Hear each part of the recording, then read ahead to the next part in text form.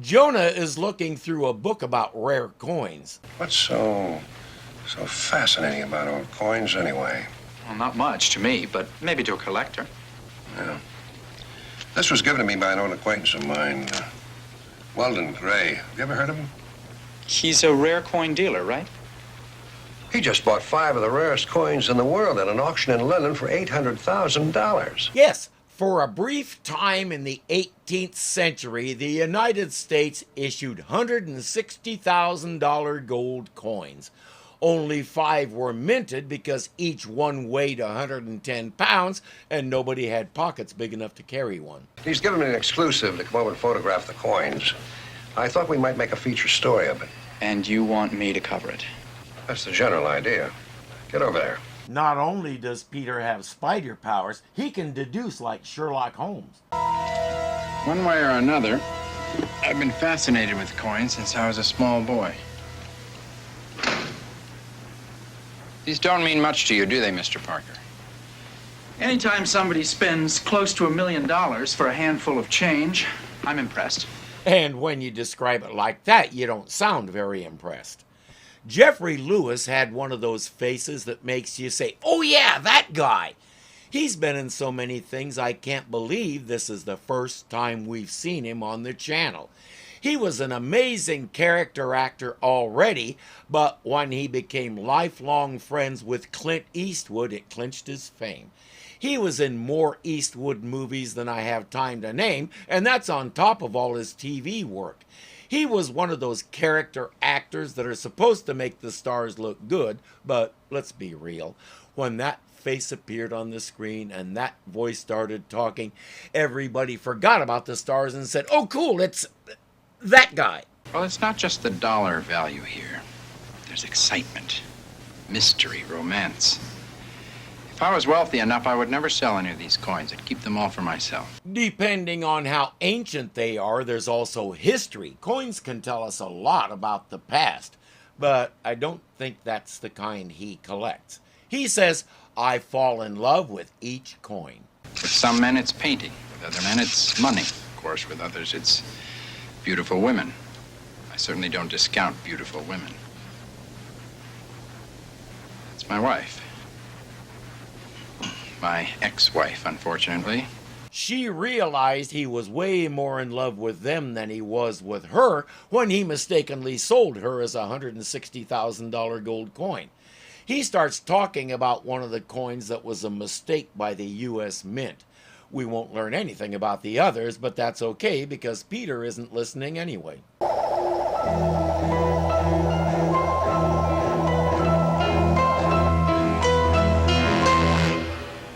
What's the matter?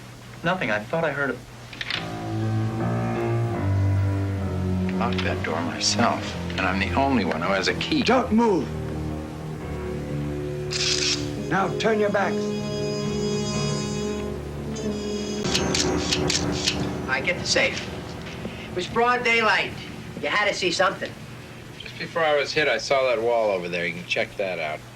Peter, how about you? I saw the same wall and then a terrific view of the floor. And then he saw stars, and then he saw you. He's still trying to decide whether it's waking up to you or the knock on the head that's giving him this headache. Hi, Lieutenant. Room for one more in here? Yeah, let her in. How did you beat me here? News of the robbery just came over the ticker. You're Julie Masters. I remember you. You covered a coin show that I lectured at once. Mr. Parker was here when the robbery occurred. They knocked him out. Are you okay? Oh, yeah. Yes, I am. I just shouldn't nod my head. I think Julie would like to kiss it and make it better. The lieutenant is frustrated because he's got nothing to go on. Did you get anything with your camera? Nothing that I think you can use. I may have gotten one picture of the gun in the hand. I want it. I want all the pictures you took. Something might show up. All right, I'll process the film and get you some prints. I'll be at the paper to pick them up. I don't know why we couldn't keep a cop in this season. We have a new one each week. And I don't like this one, which means veteran character actor Charles Haig is doing his job well.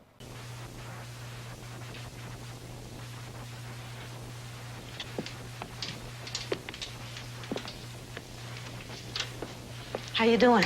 Maybe too well. Come again? I won't be sure until I run off prints, but the negatives show I took a picture I never took. Maybe the camera snapped as he fell down? Considering what that picture is, that would be a little too convenient. Well, it'll be good news for the gendarmes. The lieutenant is in with Jameson, and one of his troops is waiting outside the door here to pick up your evidence. Don't tell them about the extra frame of film. Peter, you're gonna hold out on the cops and not tell them about it? I am not satisfied with how this picture got on my roll of film. Yeah, but you're sticking your neck out for a lady you don't even know what she looks like. It's not the lady, and it's not me personally. Somebody is trying to use my job as a newsman to pull a fast one. It appears to be a lady holding a gun, and the print looks like someone familiar.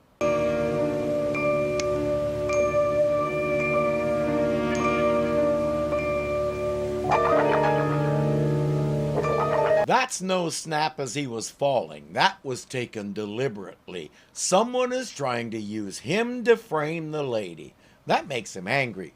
Since the police are in JJ's office, he has to slip out the window so he can go talk to the former Mrs. Gray. Not exactly flattering. As it happens, it is not me. So I guess I shouldn't complain. Are you sure? Would you know the difference if somebody faked a picture of you? Yes, I suppose I would, but that is a very, very good likeness. It looks as though someone tried very hard to make it a good likeness. They also went to great lengths to get the angle of that picture just right. That's one of the many things that's bugging Peter. The lieutenant has discovered that Peter slipped out, and he wants to throw Peter in jail for withholding evidence. Where were you at 10:30 this morning? I was here. Can you prove that? I was alone. The reason I ask is because it was exactly at that time that your husband was robbed of some coins worth $800,000. Losing coins would hurt him terribly. Coins to me were simple things that nice people left me for my smiling when I served them coffee. She was a waitress in the kind of place they used to call a greasy spoon. Weldon Gray took her away from all that and into a life of wealth. Is somebody trying to frame me? No, it certainly looks like that, doesn't it? Yes, I guess so, but who? Why? The most obvious answer would be Weldon. She explains that she felt like a display piece, one of his trophies, and she left. He didn't want the divorce, and they had some bad fights. He considers her ungrateful after all he did for her. She'd rather have the husband than all the trappings. There's a good chance he doesn't understand that. Don't try to throw your weight around with me, Lieutenant. I can only assume that Peter Parker had some very good reason for leaving when he did. All right. I'll keep you advised of any further developments. Well, that covered for you. I am not giving him the pictures. Turning over those prints could do somebody a lot of damage. Jonah says you'll go to jail. Lieutenant, that's his name, check the credits. His first name is will have you in front of a judge, and when you don't turn them over, you'll be in contempt. Peter says, yeah, and? Look, someone is trying to use me to frame another person in this coin robbery. Who? I can't tell you that. I mean, right now, you could honestly tell a judge that you have no information about this. But if I tell you, you'll either have to reveal what I say, or you could face contempt charges, too. Well, you're willing to risk a jail sentence? You're a tad more essential to this operation than he is, Jonah. And besides, in spite of everything, Peter looks up to you. Well, your joining me in jail isn't going to help. I don't have any choice. Not if I intend to back up something I believe very strongly in. That a newsman should be protected by the First Amendment. I stick to the old-fashioned idea that newspaper people are honor-bound to protect their sources and to use their judgment in releasing any information they've gathered. I'll back you all the way. Our Jonah here has mellowed as the series progresses, but even the bombastic bellower of the early comics would have said the same thing. No matter how he's played or written, J. Jonah Jameson is a man of honor. I don't appreciate being called out of my court with a trial in session. Even without this interruption, my calendar is very tight. Please keep in mind I can give you 5 minutes at the most. The judge is already on edge, not to say angry. Tread softly, gentlemen. Your Honor, Peter Parker is an honorable and honest man. Forcing him to go to jail is a mockery of justice and an attack upon the freedom of the press. It's ridiculous to treat a man as a criminal for doing a job that's vital to society. Your attorneys have already made those points, Mr. Jameson. I'm making them again, Your Honor, because I feel very strongly about them. You're wasting my time. If the lawyer's already said all this, then he's right. Tread more softly. Well, at least grant us a stay so that we can pursue other legal remedies. What part of softly don't you understand? You don't raise your voice at a judge, especially one who's already not happy with you. Mr. Parker is in contempt of court. He can remain free if he provides the material which has been subpoenaed. Failing that, he will accompany the bailiff for immediate processing and incarceration. This hearing is at an end. Peter goes directly to jail. Do not pass go. Do not collect extra web cartridges. All right, let's get the ground rules set. Now, you're a newspaper man, so you really think that makes you important. It's never made me important before. I don't know why I wouldn't jail. Well, then here you're just the same as everybody else. You get out of line, you get the book thrown at you. Somehow I get the feeling that newsmen are not your favorite people in the world. Did you ever read a story about a nice prison guard? I don't remember. Maybe we could start a new trend. New trend? How very! Somewhere out by the water, we meet Cork and Wiley, and the person who recently hired them.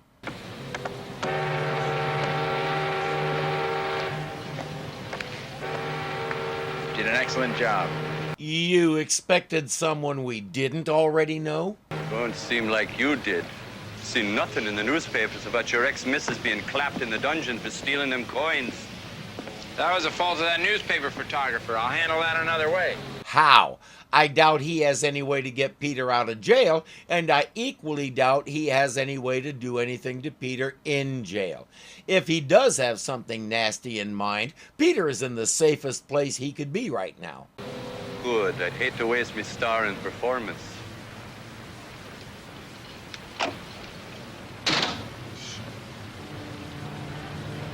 I'd like to talk about me alimony.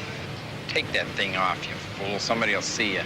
Keep your hair on, Dolly boy. There's no one around here. Except you, and you're the audience he has in mind. I told you to get rid of that and the clothes. Did you now? Must have slipped me mind. Remember anything about that, Wiley? Nothing. I never just remember nothing when money's involved. Blackmail. Took you long enough. You hired them because they don't have any scruples.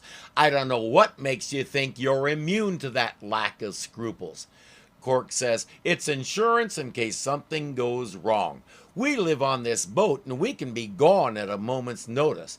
You not so much. If the police get a package with the wig and clothes and a nice anonymous note, they know right where to find you.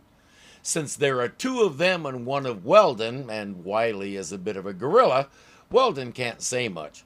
But he wants the coins. As soon as that money is in my hand, this hand, right here where I can look at it, count it and enjoy it. The deal was, you give me the coins when the robbery's completed. We decided to hold on to them. I need one coin to do the job that the photographer didn't do. Which is to say, frame Bonita for the robbery. They'll get one of the coins to him, but not here. They don't want him seeing where they have the coins stashed. Even if he pinky promises to stay right here, they know he'll peek.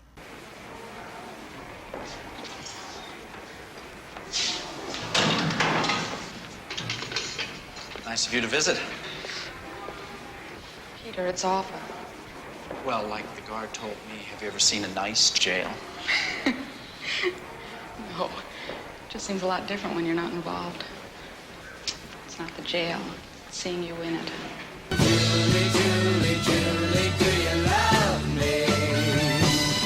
She came to tell him that some potential new evidence has come to light that will indicate Bonita Gray is the culprit. Peter says, I know she's not, but that's as much as I can tell you. I've got to find out What? the angle at which a photograph was taken. Well, I can ask your boss to get the lawyers to make another attempt to get you out of here for long enough to see her. It's a slim chance. Try it, would you? Right now? Peter, really, are you okay? I hate to see you in here. Yeah, well, I'm not too crazy about it myself. Guard! I think you're a terrific guy. Journalistically speaking, of course, oh, just kiss him and get it over with.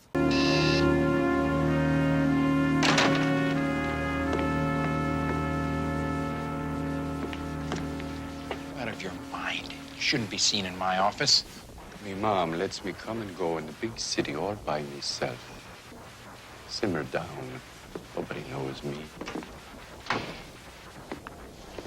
Don't go out of your way to irritate me. Like that? I can't say for sure, but he may not be listening. You need to assert your authority. You don't have that gorilla friend with you now, and I might just decide to take you apart in order to get those other coins. You wouldn't want to do that. Or not. Weldon is duly intimidated, though since they're standing so close together, he shouldn't be. Cork has to have room to swing that bike chain for it to be effective. Stay inside arm's reach, and it's not that useful. But Weldon's middle name is Wuss. Cork is there to give Weldon the coin and predict where it's going to be found.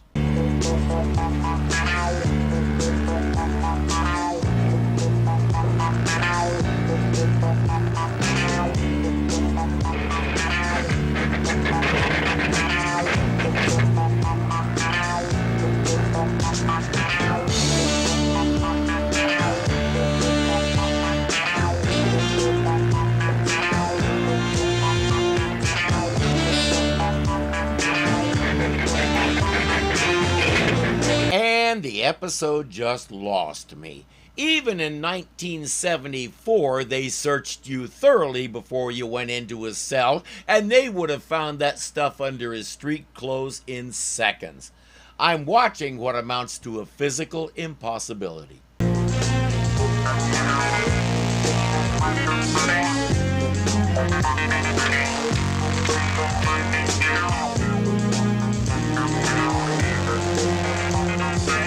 The picture was taken from behind the desk, right about where Weldon had been standing. I'll meet you next when I deliver the insurance.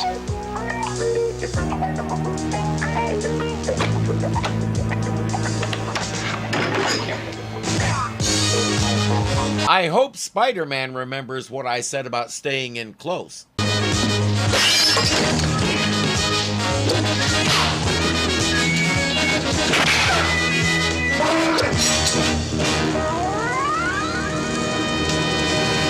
At least it only tore his mask and not his face, although that might not be much comfort. I heard about Spider-Man and I didn't believe it.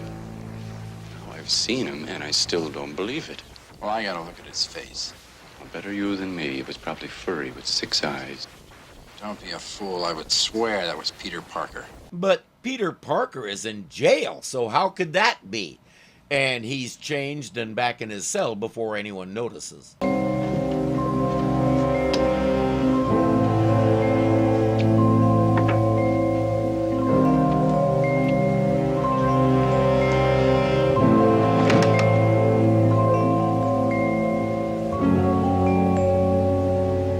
Look, Lieutenant, if I had anything hidden, I know that your men would find it. I would give it to you before you tore my place apart. Sure. And Christmas comes on the first and third Sundays of every month. He got that ever-popular anonymous tip, and he acts on every tip he gets, right? And he wouldn't dream of asking how the tipster came by this information. That would be an invasion of privacy. Lieutenant. Taped to the bottom of a drawer. Recognize this, Mrs. Gray? Would you believe me if I said I have never seen it before? No. Look around. There's 4 more of these somewhere. Emphasis on somewhere. To be specific, somewhere that is not here. But his job is done. He has his collar. He reads her rights and takes her away. Mr. Gray is talking with Jonah. Well, I've been contacted to buy back the other 4 coins. Have you told the police? This cop? You can't be serious. Nah, of course not. The important thing now is to get the coins back. I'm going to deliver $100,000 to the old Stimson warehouse in the Queens tomorrow morning by 7 o'clock. I consider that a bargain. Can I use the story in tomorrow's late edition?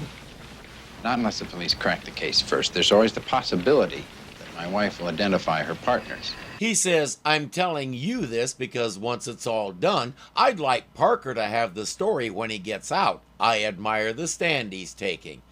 Jonah heads to the jail and fills Peter in. Peter says, you have to get me out of here. Bonita Gray didn't do it. Jonah will do his best, but it'll take too long. Oh, looks delicious. Why not running a gourmet restaurant? Listen, it's not bad once you get used to it. When you finish up, slide your tray under the door and I'll come back later and pick it up. All right? Thanks.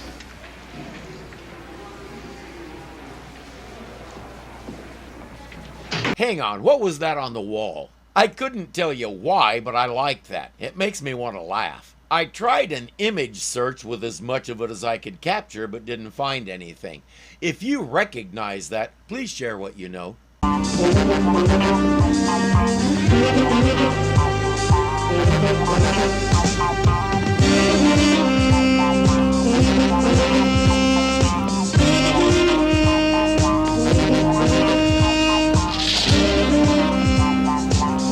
If his spider sense isn't ringing like a fire alarm right now, he needs to get it looked at.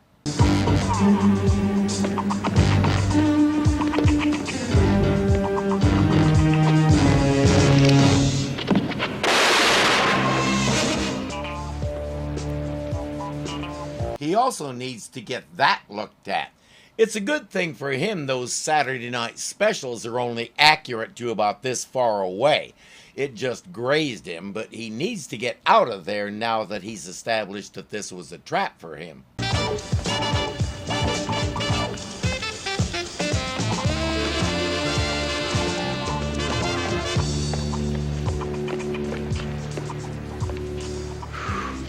I still think that Peter Parker is Spider-Man. How did that help us?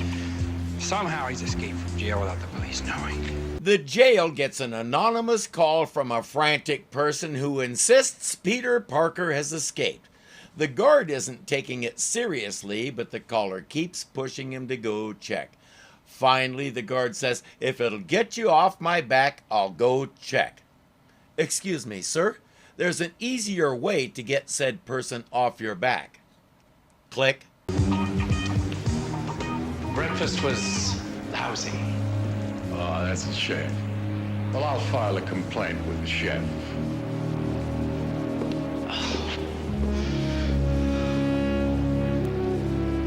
He almost immediately gets another call saying Peter has been released on a 24-hour temporary stay.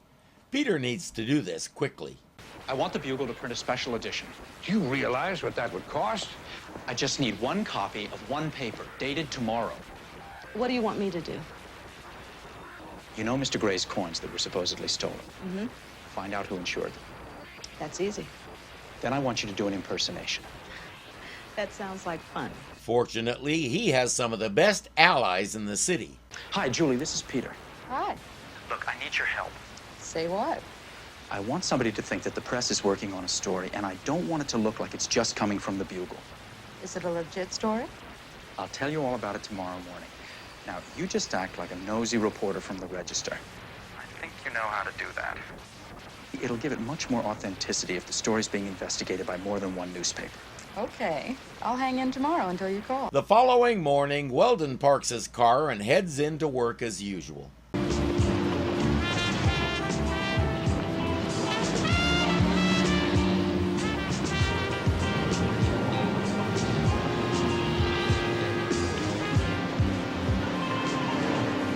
He has a fair idea that he'll be following that tracker soon, especially after Weldon reads his morning paper.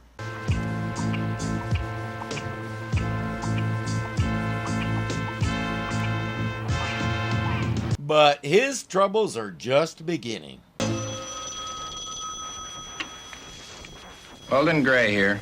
Mr. Gray, this is Miss Conrad, Adjustment Department Armbruster Insurance Company. There seems to be some question as to the authenticity of the coins for which you filed a claim. No, there is no question. I bought the coins myself. They were examined thoroughly before they were stolen. They're absolutely authentic. Oh, we know they're really coins. Nobody thinks they're Necco wafers. The question is whether they're authentically rare as you claim. And I don't think the lady on the phone is going to take your word for it. I'm sorry, Mr. Gray, but the story is all over the newspapers, and it'll probably be on the TV news. We'll be forced to hold up payment on your claim until we get conclusive evidence that we are not being penalized financially for the theft of worthless coins. Told you. While Rita has been having the time of her life, Spider-Man has been on the roof fiddling with some electronic stuff.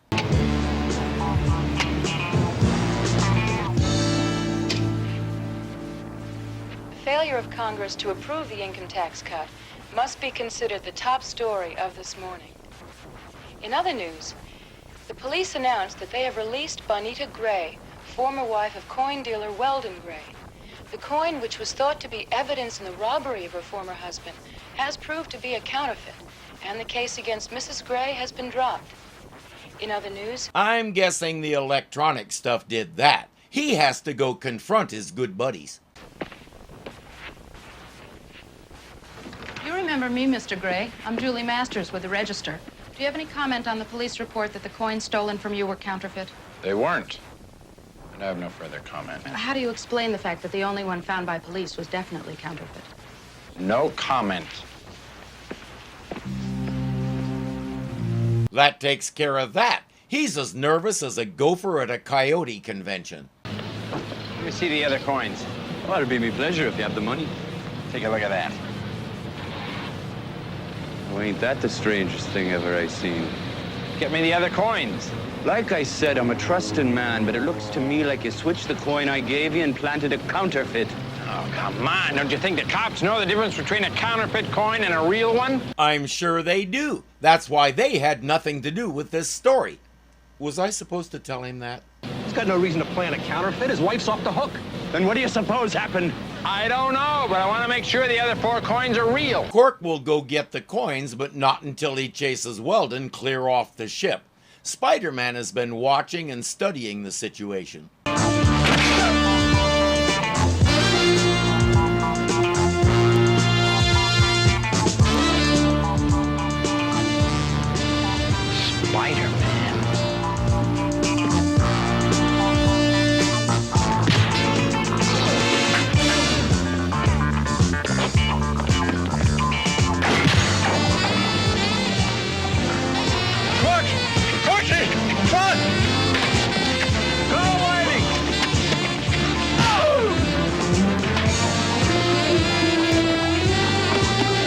I like that shot through the vent. It's eye-catching. Give it to me! Hey, you forgot to say, thanks, you're on your own.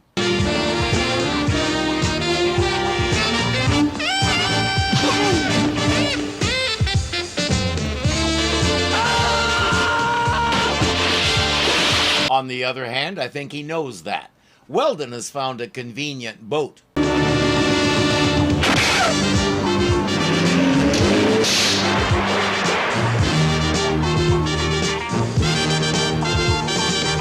Maybe not so convenient. He'll be getting the bill for that motor, too. There's your evidence, Lieutenant. Just as Peter Parker said it. All right, fish that man out of the water and get that guy out of the boat. Looks like your man called it this time. Yes, it looks as though he did.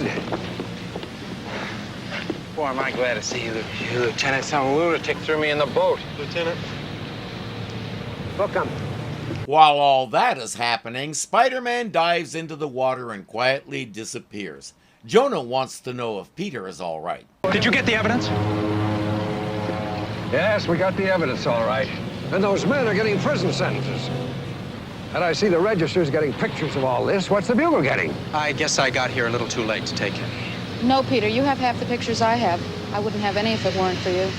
Well, that leaves me with nothing to complain about. This happened in 1974. It was such a unique event that New York City still celebrates it on this day every year. Come on, I'll drive you back to town. No, I've got my car. I'll take Julie.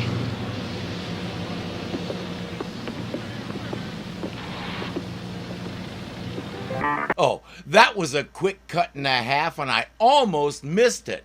Did you catch what I'm talking about? Right at the end of the zoom in on Jonah, it lasted all of one frame. For 1/30th of a second, he broke into what people used to call a grin, like the cat who ate the canary.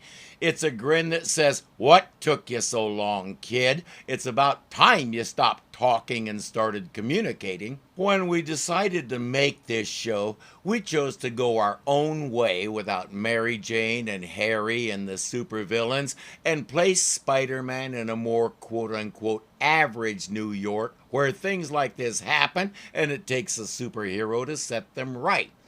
Julie Masters is an excellent character because she can match Peter stride for stride, and he's coming to realize that. At first, she was out to annoy him, but her character has grown phenomenally in just 5 episodes. Other series have done that with characters, yes, but there's a big difference here that I see.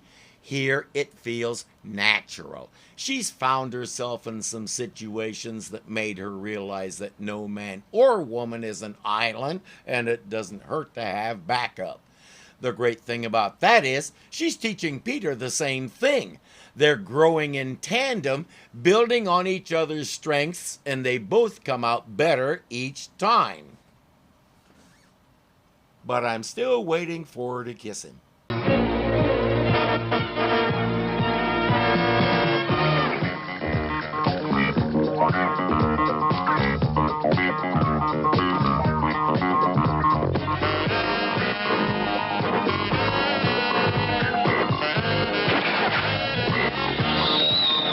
$50,000 cold. So you should somewhere out by the water, bonita for the wobbly. When we decided to make this show,